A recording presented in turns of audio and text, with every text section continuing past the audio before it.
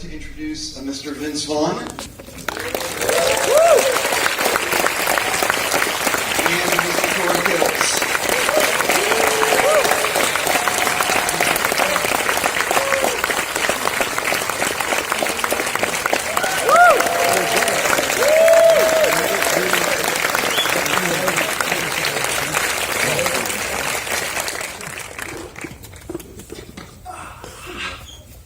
First of all, let me start by saying there's no kids here, are there? I'm just making sure, how fucking awesome is that movie? Seriously.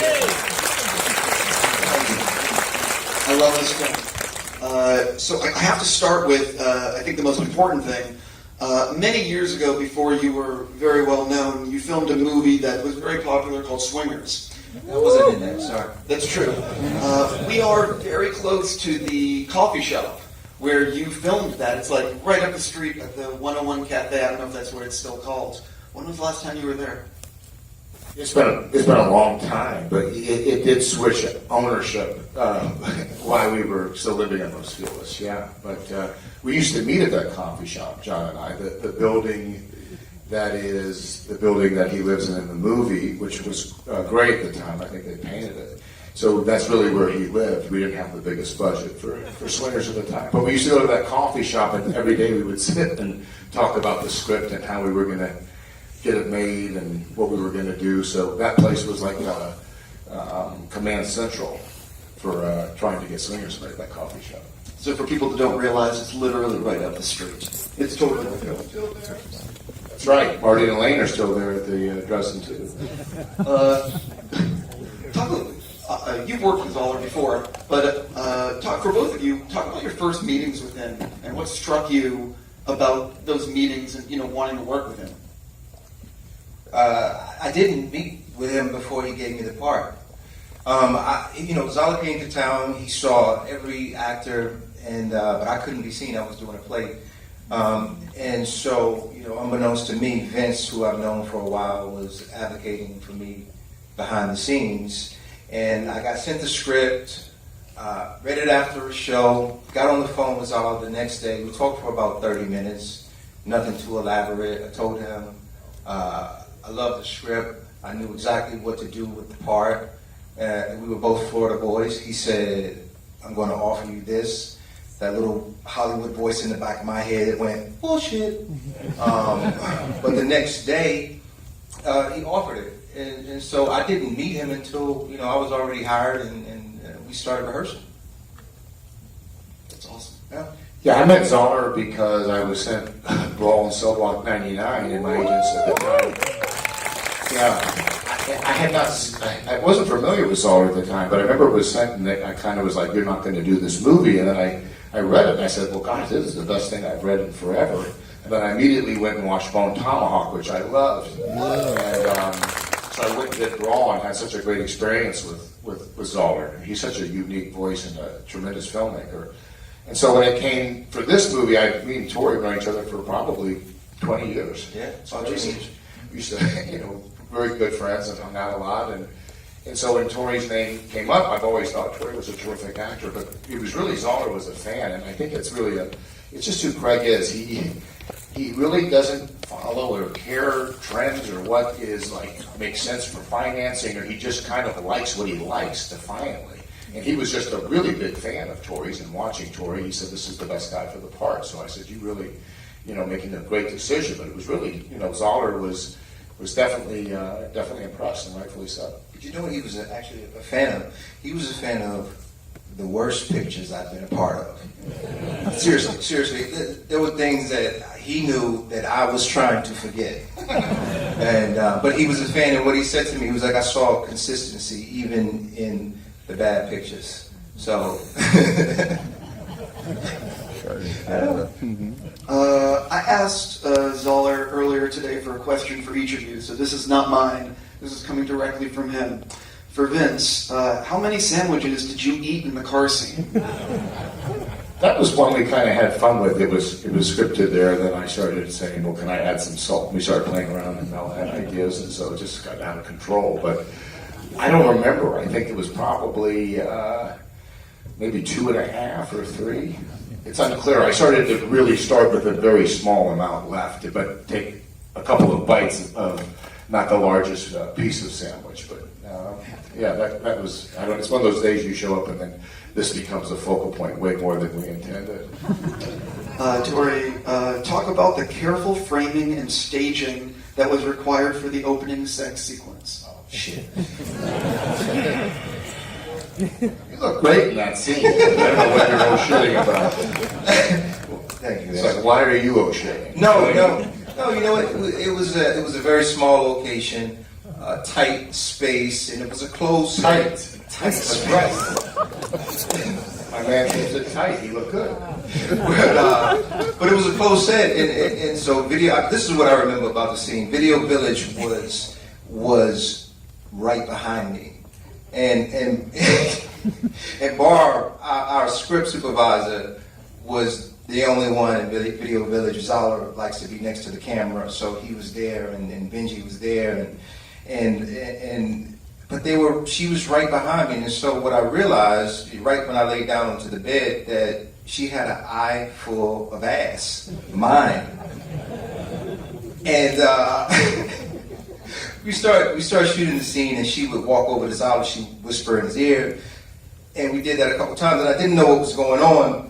But apparently, they were having some problems trying to keep certain things out of the shot. And this is so embarrassing. And anyway, so I talked to Vivian Ng, the wonderful actress who's in that scene, and she was super nice and super kind. And we worked it out a respectful way so that we could move things around so that they wouldn't fall into the frame. This is what? I'm a killer. Let me ask you though, Vince, you've talked about how that sometimes it can be a little tough that one of your first days filming, you're filming a love scene and you don't really know the person, it's a little bit awkward. Was that sequence you were doing, was that one of your first days on set? Mine? Okay, for you. No, thankfully, no. The first thing we shot was the ending, the last scene, and we were at that beautiful house with the view, North Vancouver, and you looked out and these ferries were sort of, going by, and the guy that owned the house was there, and he was, almost in every shot as well. He was just sort of like, hey, you gotta get this picture, let me get this picture. It was like trying to shoot the movie, but he was super kind because he gave up his house and allowed us to shoot there. And it was a great location, but that was the first day I shot. So the sex scene, I think, came midway. Why do we keep talking about the sex scene? And that's when you noticed after about halfway when Barbara started showing you the proper respect on set, right? Like at first she just kind of be like, hey, good to see you, Tory, good morning. But after that she was like, Tory, good to see you. Do you need anything? Barbara's super nice. I mean, look, if she could put up with my ass, I'm like, hey, okay, fine. If it doesn't make you uncomfortable, I'm all right with that. Next question. For Vince, there's a lot of stuff that happens in the car, and a lot of stuff that happens in the car with you and Mel. You previously worked together, I believe, on Hacksaw Ridge. I'm sure you had a little bit of a relationship on that one, but what is it like getting to work with Mel like that, filming with such great dialogue and just, these kind of meaty scenes in the car? Mel's such a terrific actor. I mean, he's, one of my favorite filmmakers of all time. That movie Apocalypto just blew my mind when I saw that film, along with the other ones, Passions and Braveheart and everything. But we forget, as good of a director he is, he's equally as talented of an actor. Whether it's comedy or drama, he's just a terrific actor. So it was a lot of fun. I love Zoller, and the material was so terrific and specific to these characters. And it was great to see Mel in this part. I thought he was fantastic as Richmond. Just very subtle, very very in the scenes, very believable, but so much going on inside of him in that character behind the eyes, and just done so beautifully. So fun to watch him. For the two of you, when you get the script for something like this, the writing is so good and so unique, and he's such a unique filmmaker. What is it like to read this stuff on the page and comparing it to other things that you've read? I mean, I don't think you can compare it to anything. He's very singular, and he has his own voice and his own style and his own way of doing things. It's very rhythmic. I mean, the comparisons would be like, okay, Sorkin has a rhythm, the way he writes. August Wilson has a rhythm, the way he writes, the way the words fall on the page. But Zoller is the same way. He'll pit words against each other like true honest, and so that, I think, is uniquely his own. And the best, I think, for me, what I really try to do is get out of the way of the writing. Because when it's good, you don't have to do much. You just try to strip away all of the ego and the preconceived notions about how you would like to do things and just sort of ride the wave that is the piece. For me, this one struck me structurally because, in reading it, I kind of, first time you spend so much time with Mel's character in mind, but not really the leads, and I sort of then started thinking, I thought of Sleepy Hollow, and that that Ichabod Crane is really not your protagonist, right? You meet that guy at the beginning who's kind of the happy-go-lucky guy with the girl, and then Ichabod comes to town and takes over. And it's sort of similar here. Our opening scene in the piece is Tory with the girl. You kind of realize his life predicament. You meet his mother and his son, but then it goes away, so you feel like you're following the lead, which is Richmond and Anthony. But ultimately, no, the protagonist that you were set up to invest in at the beginning of the piece is actually Tory's character. So at the end, when he kind of gets the things that he's after, he's in the house, you're really set up for that. So it's odd. It's not something you see structurally all the time. And so I was really kind of going, God, this sort of works. And it's kind of a handoff, but it's just sort of more of an abbreviated setup for a protagonist that you then kind of stay with the antagonist as it would be for a longer period of time. I don't want to say any spoilers in case anyone's filming, but I want to talk about bridging on what you just said, which is what I loved about Jennifer Carpenter's character is that in a normal movie, she is doing a certain arc, and this film explores arcs that are not the norm. Well, this is the stuff I love about Zoller, and I think what it does is you're taking someone who's shot and killed in a hostage scene, but you're sort of saying that all these people have a real life, that they're dimensional people that have things that are going on. So here you meet a woman who's so in love with her baby that she can't leave for work. And she really has something in her life that she wants to live for, that she's so obsessed with, perhaps in a healthy way, but this woman is not someone who does not want to be on Earth. And you spend that morning with her. And so when I was reading the script, for me as a reader, I thought, okay, we're investing in this girl, and she's probably going to be the hostage, right? She's going to be the person now that's going to be taken at some point because now we've gotten to meet her and we've invested in her. And no, Zoller doesn't use her as a hostage. In fact, that kind of ends right away. And I'm only phrasing it that way because you said there might be people for spoilers. So that was shocking to me. I thought, well, why did he spend time on this? And then I realized, and for me, how it hit me, we meet the other girl who we spend very little time with. We don't know her at all. The girl that ultimately becomes, if you will, the Trojan horse who comes towards us. So I like that he is a novelist, and I like that his movies are surprising. In Brawl, the woman is cheating, my wife is cheating, and yet that leads to a deeper, more vulnerable relationship where both people are accountable. It's not what is at the surface, and it's very believable. And I think in this movie, like that moment, there's things that happen that are unexpected, that are not something that you're used to processing, whether it's in a film or in a novel, and so it impacts you in a far greater way. Well, one of the things about this is that he has the freedom that comes with a almost 2 hour and 40-minute running time, which is he can let scenes breathe. For me, I love movies like this that have a justified running time. For the two of you, talk a little bit about it is a pretty long movie, but I think that's what makes this film work, is these scenes that let everything breathe. Yeah, he allows you to spend time with the characters. I mean, I don't think there's a character in the picture that you don't know. Even the waitress in the restaurant, the first scene that you guys are having about the pumpernickel toast, I distinctly remember her reaction to them wanting to box it up after she just left, having set it on the table. And I felt her whole day. I felt all of her frustrations. I could see her whole life in that one scene, and that's what Zoller, so brilliantly does, is he allows you to invest in these characters. There's no character in the picture that's taken for granted. And so when the conflict does happen, you care. You care because you spent time with him. He's not like, hey, here, take a little piece of this and then I'm going to pull it away. He's like, no, sit with this for a minute. Think about this for a minute. And now, feel this. I also think, being motion pictures, with Zoller particularly, you could turn the sound off. The visuals are so odd, in a storytelling way, that you have, I dye my hair. You and Michael John White kind of go whiteface. You have that weird place that you drive through with all the different objects that you go past.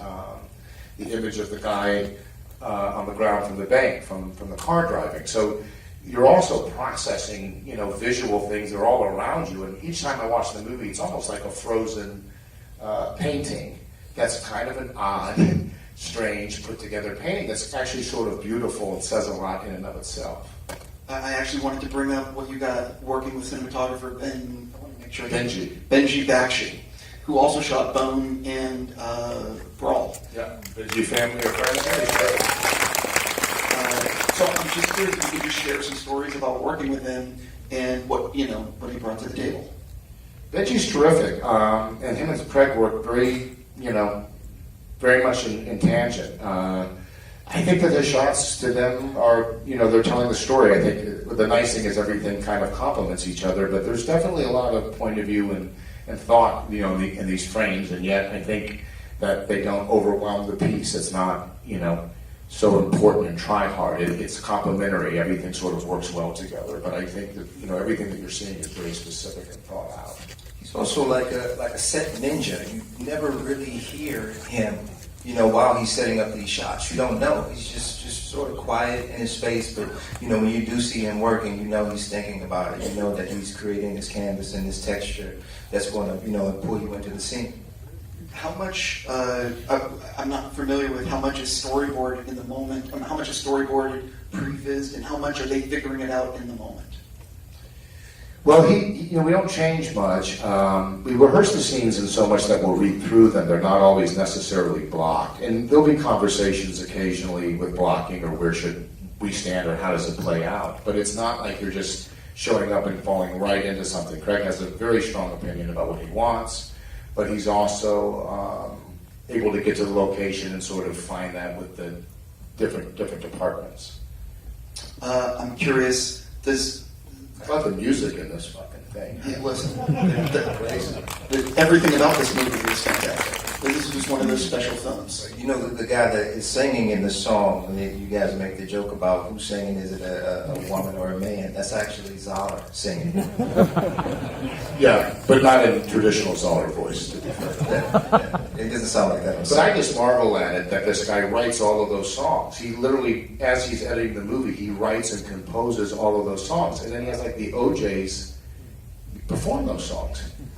It's unbelievable the level of talent and specificness that he has. But he's writing and producing, in this case, jazz pieces that are fairly complicated, as well as soul songs and gospel songs. And he really, he's so detailed with it. This music in Brawl was the same, and in this movie, and I just find it to be just remarkable to have a filmmaker that really is also writing original pieces and composing them along with writing the piece and being so involved in every aspect. I think is just crazy.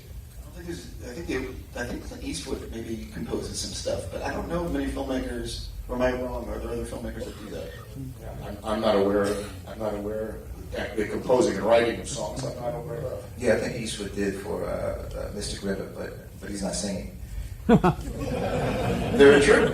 Talk a little about on set. You guys made this for a reasonable budget. It was not some lavish production. How is it when you're making a movie? How was it on set for this one in terms of, are you getting more than 3 takes? Are you, what was it like? What was the energy like on set?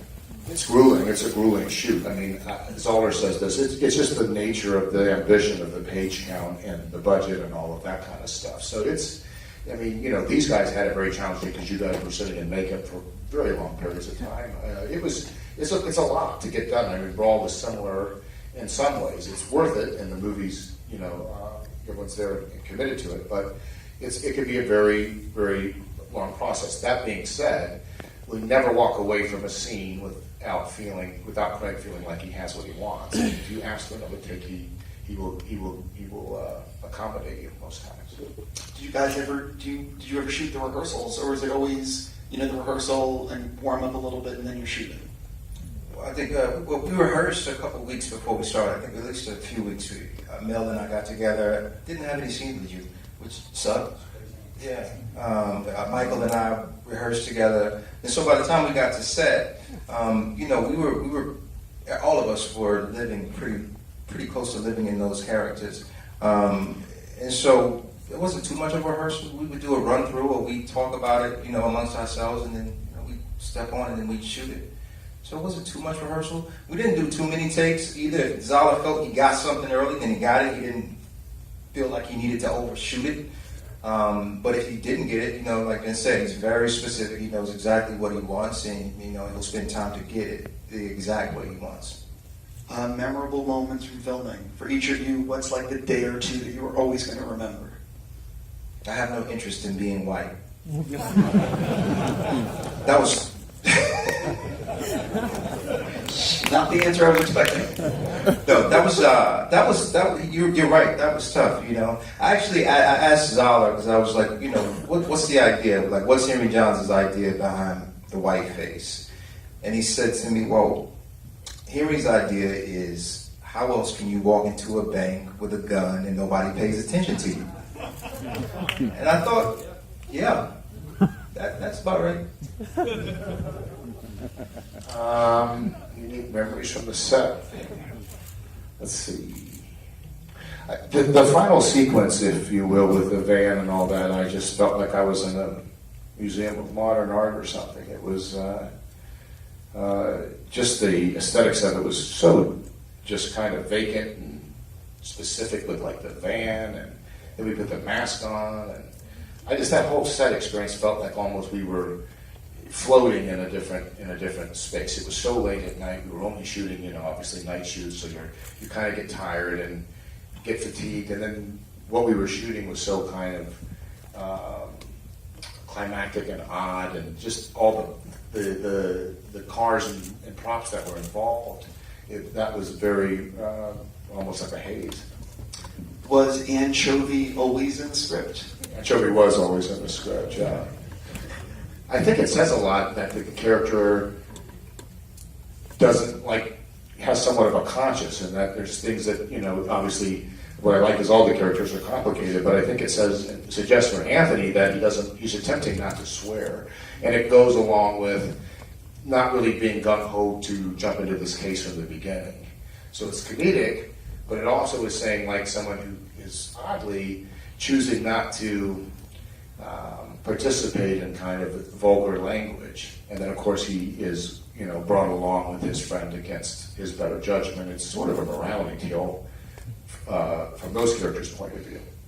For both of you, when you're getting ready to film, you say like you're a week out, how much are you memorizing almost all the dialogue, what you're really going to be doing, and how much is it sort of like the night before you're doing a cram session for the following day?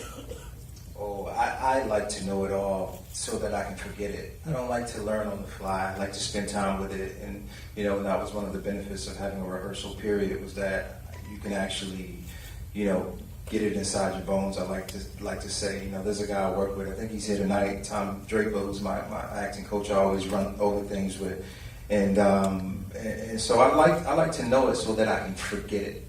I don't like to learn on the fly, but sometimes it is called for that. I've been on pictures where, you show up and there is a rewrite and you do have to just sort of go with it, But at that point, hopefully you've done enough of the character work so that it's still coming from that character. It's not about the words so much, it's more about the intention.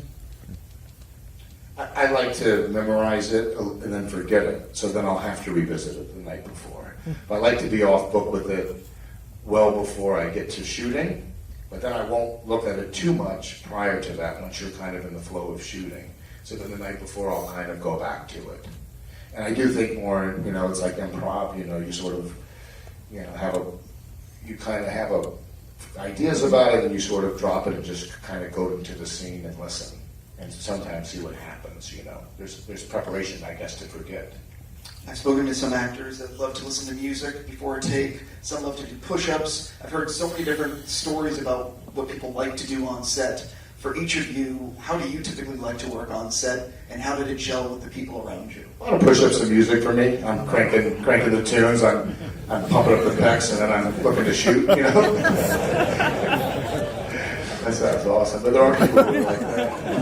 Can't talk to them. Good morning. Oh, you fucking scared them because I got to pump up real quick. Get it.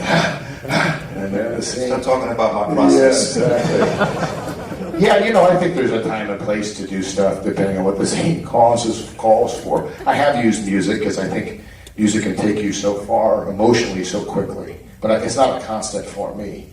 I like to stay loose and be prepared so you don't have anything that you're nervous about that day. So I can kind of be loose and doing what I do. I feel like I do a better job, and then I can kind of step in and focus when it's time to step in. But there are scenes that you feel, cause a little more preparation than others.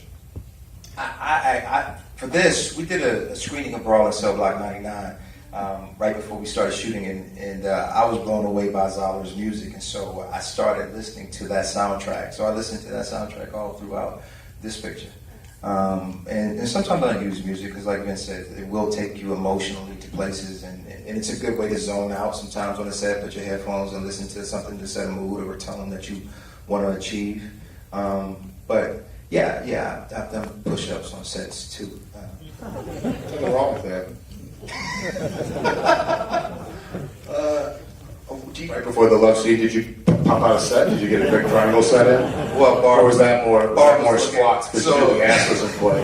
No. Barb was looking so much to make sure that I was, pretty tight. A couple of crunches. Do you remember? I mean, the movie's pretty long. I always figure at that point it's too late, isn't it? Like, what's a set of push-ups going to do at that point? No, I was getting tips from Michael John. I know, but they know it. Michael knows what he's doing. Michael knows what he's doing. I do not. So I was still asking Michael. Yeah, I get it. You got to do what you got to do in these I think situations. the push-ups should probably happen months before. What's the next question? The movie's pretty long, but I'm curious if there was any deleted scenes. Do you remember? Not that I'm aware of. No. Not that I'm aware We of. shot the whole script. What you see is the whole script. It's amazing. It's so interesting what Zoller is able to accomplish with his films because it's just a very unique voice and a very unique style. Did you ever get the vibe on? How was it on set if you missed a word? Is he watching every comma? He's so easy to be around. I mean, he would remind you he cares about his dialogue, but he doesn't bring an energy that feels prohibitive. But his process is so amazing. He writes 5 pages a day. He won't write more than that. Where a lot of writers feel like, okay, if they're getting hot and something's coming, then why not keep going? But he forces himself to stop. And I asked him why, and he said, because it gives me the rest of the day to kind of flip over in my mind what's the next thing that's going to happen in a way that's not expected. So he'll kind of spend the rest of the day thinking and going, okay, for instance, I know they have to rob the bank, but what's the way they could do that that's not what we've seen or an interesting way of doing it? And then he'll rewrite the pages from the day before, right? He kind of does his first rewrite simultaneously. So he'll go back to the 5 pages that were written the day before, he'll rewrite those. And then he'll write his new pages, and even if he's getting excited, he'll stop and do the process. He does this on novels. He's currently, I believe, writing his first comic book that he's created. He is just a very passionate, meticulous, committed, very unique voice. Zoller. For both of you, talk a little bit about filming the action. Is it something, when you're reading it off a page, that you're excited to do? Because, from what I understand, action, it takes a lot of time to get it to be right. So You guys have that, you and Mel had the more elaborate fights. Yeah, we had the fight scene, but Mel's such a pro. He's been doing this, and obviously all the action movies he's done, so he knows exactly how to do it. And you always try to create a space where you feel safe and that no one's going to get hurt. And even within the fight, it's still about telling a story. So we wanted to be we were very conscious of that. Zala was very conscious of, okay, we're not just having a fight scene, all out, drag out, knock down, blows for blows, just because that's going to be cool. It's like, okay, what story are we telling, and how are we going to tell it? And the scenes, the fight scene was designed for that. And even the scenes, the shootouts, they were more about bringing it down as opposed to taking it up, that you see in a lot of action movies where it's just, hey, let's blow this thing out. But Zoller is all about subtlety, and he's not afraid of that. We obviously know he's not afraid to let things breathe, and it's the same way within the fight scenes and the shootouts. One of the things, the most important, one of the things you really need is a powerful and scary villain. And something about this movie is you have someone or a group of people that are ruthless. So talk a little bit about that aspect of the film. Yeah, I mean, they're just very specifically unemotional, and they kind of establish right away what they're prepared to do. So it makes it such a formidable force coming towards you. And just the stuff like it's just cool and weird, like using the electronic thing in the bank is so crazy, right? And then a bit comedic when he shoots up the store at the end. He does a good job with tone. One of the things, though, there is a pretty graphic scene. Again, I don't want to do spoilers, but where someone's cutting into something. Can you look at that when you're as a film fan? Can you watch that yourself, or do you turn away? I will admit, I was up there tonight in the back corner eating M&Ms as I was watching that scene. My mother's a nurse, so there's not much that makes me queasy. Spent a lot of time in hospital, so I was fine with it. I was like, oh, okay, there's we don't want to talk about it because of spoilers, but yeah, that's happening again, and I was like, that's cool. No problem. I have to do that thing with my mind where I have to go, this is fake. Like, this is not real. But it still makes me I don't like it. But then I have to say to myself, they're not really doing this, but and I go, yeah, this does make me a little. So I don't like staring at that kind of stuff like medical shows or things like that. But I can watch it as I talk myself through it, reminding myself that it's not real. The sound is more of the thing that gets me rather than the actual picture in this. It's like the sound of it cutting. That's the thing that sort of gets me. Before filming begins, you're looking at the script, you see what's in front of you. What's the scene that you are a little bit nervous to do, if any, and what's the scene that you are counting the days to film it? The opening scene. Terrified. And terrified because, that's forever, my ass is forever on screen. So terrified of that. But also wanted to make sure that it was, respectful with the actress and that we, talked it out and it was done in a manner and handled in a way that we both felt, comfortable and safe, and also that it was going to, play nicely, for the story. And then the last scene, I was very excited about the scene with Mel in the car when everything turns. There's so much about Henry Johnson's character that for me was when I read it, he was always a couple steps ahead. And so when, his adversaries were talking about his grammar and focusing on how he was saying what he was saying and what he was saying, they were missing what he was doing. He was always ahead of them. And so when it comes to a head, and Richmond is the first person to actually say that, and I love the way Mel delivers it, and he just said, you're a whole lot smarter than what you sound, a whole lot smarter from what I've seen. And he's recognized that, oh man, this guy's been ahead, and that makes him uncomfortable, and so he panics, and what we do when we panic, we get fearful, and he makes a mistake. Because that whole scene could have been worked out so differently if he didn't. But that's when he realizes, and that's what I loved about, really love about that Henry Johnson in that moment is that, he says it's good to be underestimated because nobody saw it coming except him.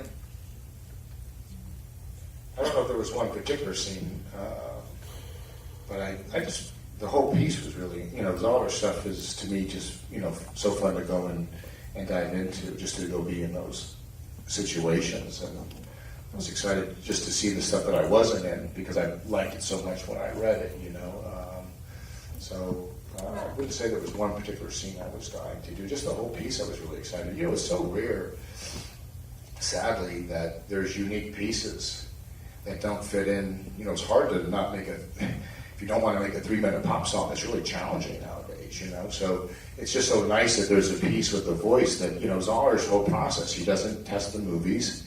You know, I think they show it to like 10 people, and the only question he asks is, you know, are you confused?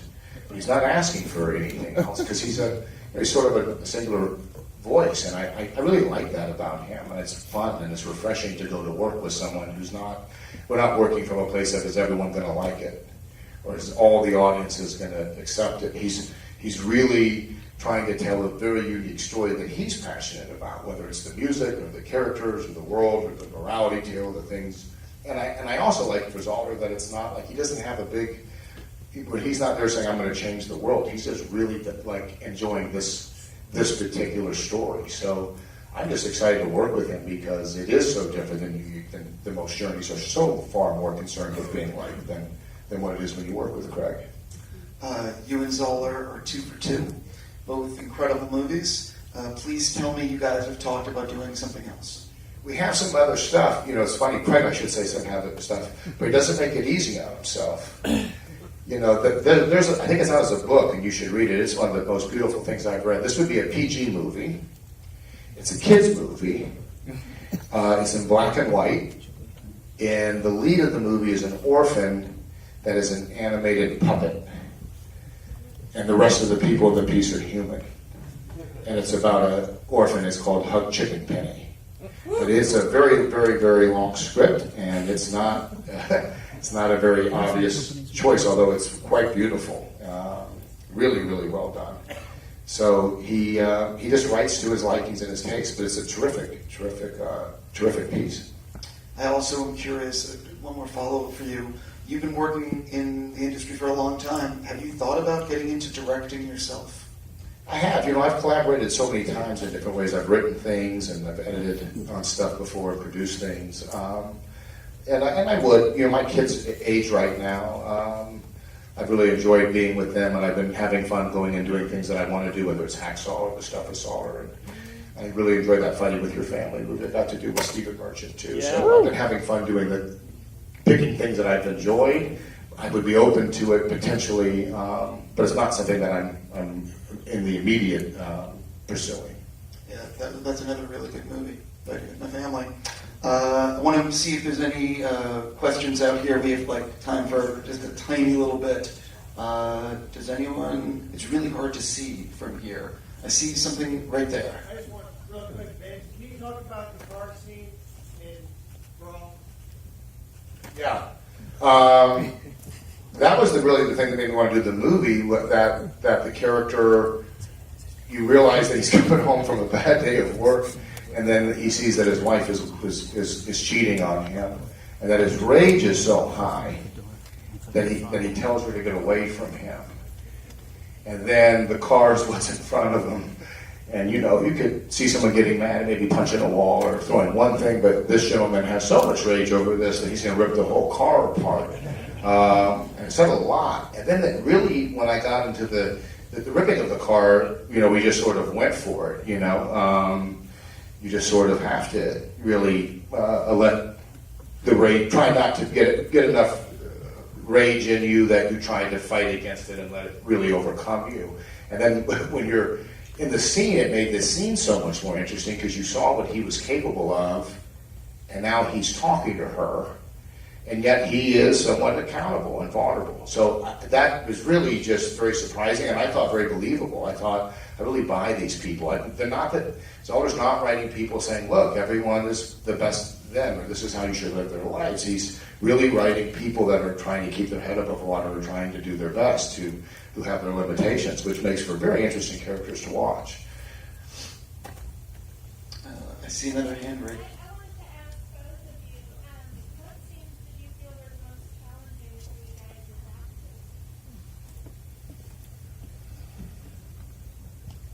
actors? I think just the schedule and sometimes the process of then, you know, having it come down to being in scenes and and the fatigue of shooting. There wasn't a scene for me that was particularly the most daunting or hard. It was the longevity of the shoot. We didn't have enough days for the material, and the night shoots, and just the demands of the piece. Where sometimes you're modulating characters slightly, and you're not necessarily shooting in order, because it's a gradual descent into where is this going? What are these bad guys stealing? And depending on where you're at, you're sort of, the character's tired or not, or you're really aware of what's happening, or you're kind of suspect, or you're afraid. So it was just, making sure that you were dialed in and focused for each scene.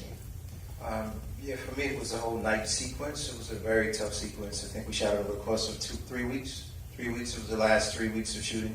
And where we shot was out in Surrey, which is about an hour and a half away from downtown where everyone was staying.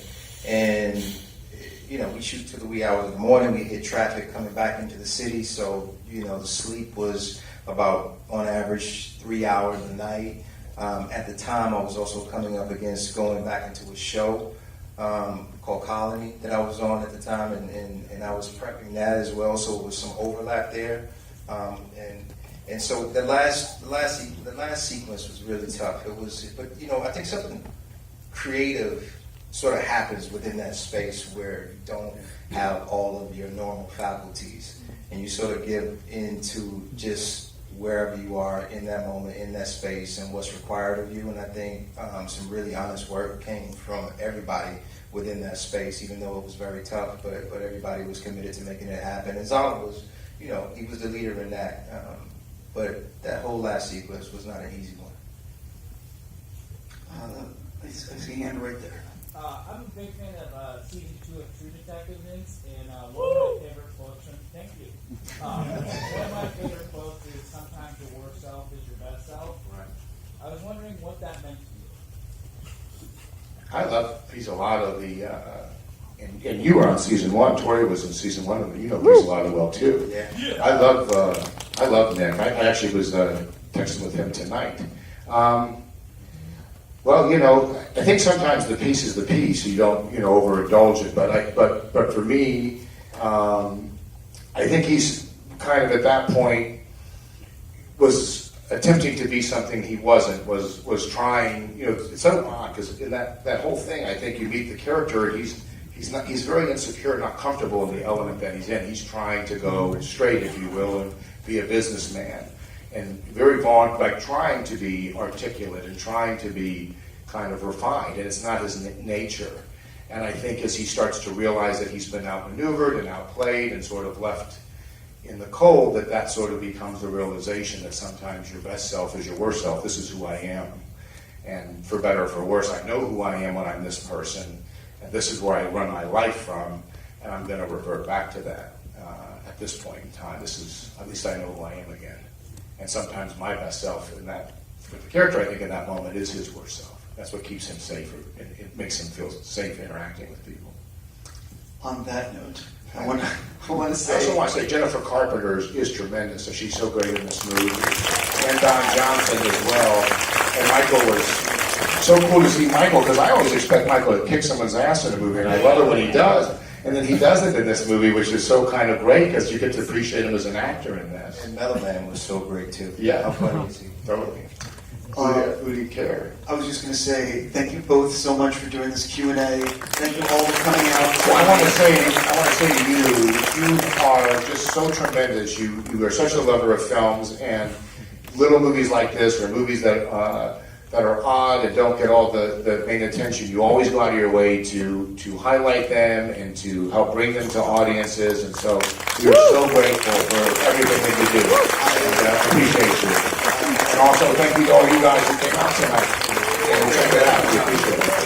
I was just going to say that this is like an indie, this is only playing here in LA. If you liked it, you should totally go on Facebook or Twitter, whatever you're on, and try to get the word out to get people to come out and see it. Thank you.